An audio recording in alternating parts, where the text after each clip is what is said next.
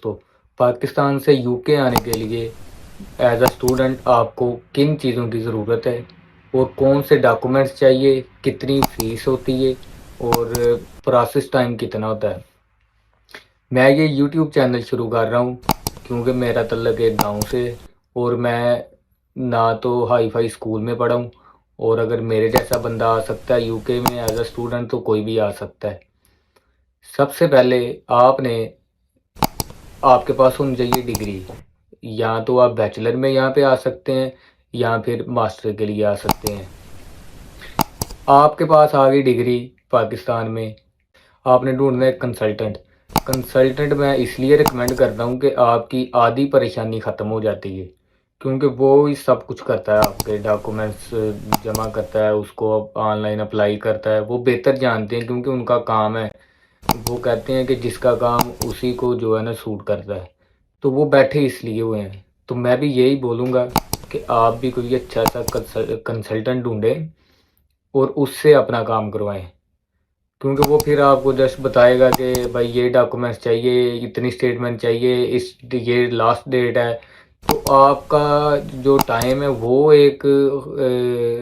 ضائع نہیں ہوتا۔ دوسرا آپ کو یہ پریشانی نہیں ہوتی کہ پتہ نہیں میرا کام ٹھیک ہو رہا ہے یا کوئی غلطی نہ ہو جائے۔ تو آپ نے کنسلٹنٹ کو فائل جمع کروا دینی، اس نے ڈاکومنٹس لینے ہیں تو اپلائی کر دینا۔ کنسلٹنٹ ڈھونڈنا ہے، کنسلٹنٹ کے بعد آپ سے وہ لے گا پاسپورٹ، ڈگری سرٹیفکیٹ، یہ اس طرح کی چیزیں۔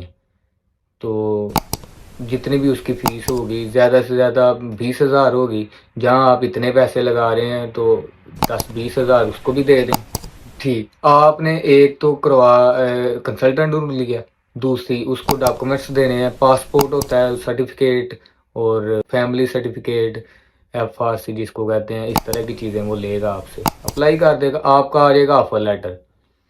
آفر لیٹر جب آتا ہے، اگر آپ شور ہو تو آپ بینک سٹیٹمنٹ جناب سٹارٹ کر دیں۔ بینک سٹیٹمنٹ جو ہے نا، آپ جس دن آپ نے اپلائی کرنا شروع کرنا ہے، کنسلٹنٹ سے ملنا ہے، اسی دن کر لیں اپنی بینک سٹیٹمنٹ کا بھی۔ وہ فکس ہوتی ہے، ماسٹر کے لیے شاید 48 لاکھ 48 لاکھ کی ہوتی ہے، 50 لاکھ کی ہوتی ہے، اس طرح ہوتی ہے، وہ کنسلٹنٹ آپ کو بتا دے گا۔ اچھا، دوسری چیز، آپ نے کنسلٹنٹ ڈھونڈ لیا، اس کے بعد آپ نے ڈاکومنٹس دے دیے، اور پھر تیسری چیز آپ کا آفر لیٹر آ گیا۔ اب آ جاتی ہے بات فیس جمع کروانے کی اور انگلش کا جو ہے وہ ٹیسٹ۔ یہاں تو آپ نے آئٹس کیا ہوا ہے، ٹھیک ہے، ویل اینڈ گڈ ہے، اور اگر آپ نے آئٹس نہیں کیا تو آپ نے کنسلٹنٹ کو بولنا ہے کہ مجھے ایسی یونیورسٹی میں ایڈمیشن لے کے دو، میرا اپلائی کرو جہاں پہ آئٹس کی ضرورت نہیں ہوتی، وہاں پہ مختلف ٹیسٹ ہیں، آکسفرڈ ٹیسٹ ہے، ڈلنگو ٹیسٹ ہے، اس طرح کی چیزیں ہیں، وہ ایک آدھے دن میں ہو جاتا ہے۔ وہ ٹیسٹ بک کر دے گا آپ کو بتا دے گا اس دن آپ کا ٹیسٹ ہے۔ آپ نے ٹیسٹ دیا، پاس ہو گئے، آپ نے پھر کروانی ہے فیس جمع۔ ماسٹر کے لیے ہوتی ہے 5,000 پاؤنڈ، اور بیچلر کے لیے بھی اتنی سیم ہی ہوتی ہے، جو انیشیل ڈپازٹ ہوتا ہے وہ اتنا ہی ہوتا ہے۔ آپ نے وہ فیس جمع کروا دینی ہے۔ پھر جناب آتی ہے جو انٹرویو آتا ہے یونیورسٹی کی طرف سے انٹرویو آنا ہے۔ اس میں آپ سے وہ بیسک کویسچن پوچھیں گے کہ بھائی پاکستان میں کیوں نہیں پڑھتے، پاکستان میں آپ نے کون سی ڈگری کی ہے، آپ کا نام کیا ہے، والد صاحب کیا کرتے ہیں، اسپانسر کون کر رہا ہے، اور یو کے میں آپ کی یونیورسٹی کس ایریے میں ہے، اور اس کے علاوہ پوچھتے ہیں وہ کہ ادھر یو کے میں آگے اکاموڈیشن کہاں پہ رکھو گے، آپ نے رہنا کہاں پہ ہے، اس طرح کی چیزیں پوچھتے ہیں۔ سمپل کویسچن ہوتے ہیں، زیادہ کوئی ناسا کے یا کوئی ایٹم بم بنانے کے کویسچن نہیں پوچھتے، زیادہ مشکل کویسچن نہیں ہوتے، یہی بیسک کویسچن ہوتے ہیں۔ آپ کا انٹرویو ہو گیا، اس کا رزلٹ آ جاتا ہے کوئی آفٹر 24 آورز یا 2 دن بعد آ جاتا ہے۔ میرا تو آ گیا تھا 1-2 دن بعد آ جاتا ہے۔ آ گیا رزلٹ، آپ کی فیس بھی، آپ کے آفر لیٹر آ گیا، انگلش ٹیسٹ آپ نے جمع کروا دیا ہے، پھر آپ کا فیس جمع کروا دیے، اور انٹرویو بھی آپ کا ہو گیا۔ پھر آپ کا آتا ہے جس کو وہ آپ کہہ لو گے پکا لیٹر، پکا اسپانسر، اس کو بولتے ہیں کیش لیٹر۔ کیش لیٹر آ گیا، کیش لیٹر آپ نے لگانا ہے، ساتھ آپ نے دینی ہے ویزا فیس، اور وہ کنسلٹنٹ کی آپ کو ساری فائل بنا کے دے گا،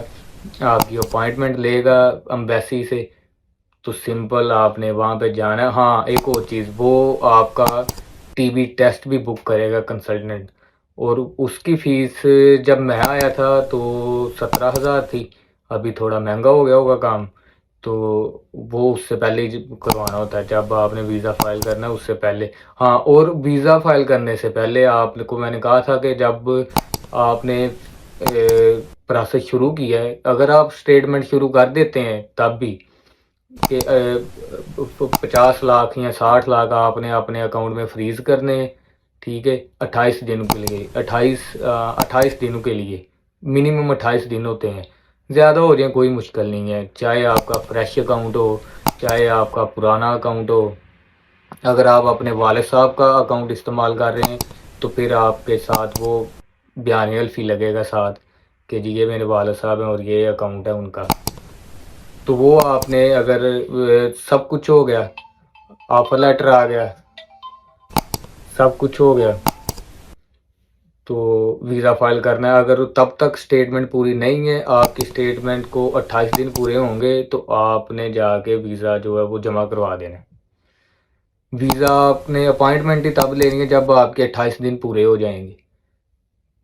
آپ نے ویزا جمع کروا دیا سب کچھ کر کے، پھر آپ نے کرنا ہے ویٹ اور کرنی ہے شاپنگ، کیونکہ یو کے کا ویزا 100%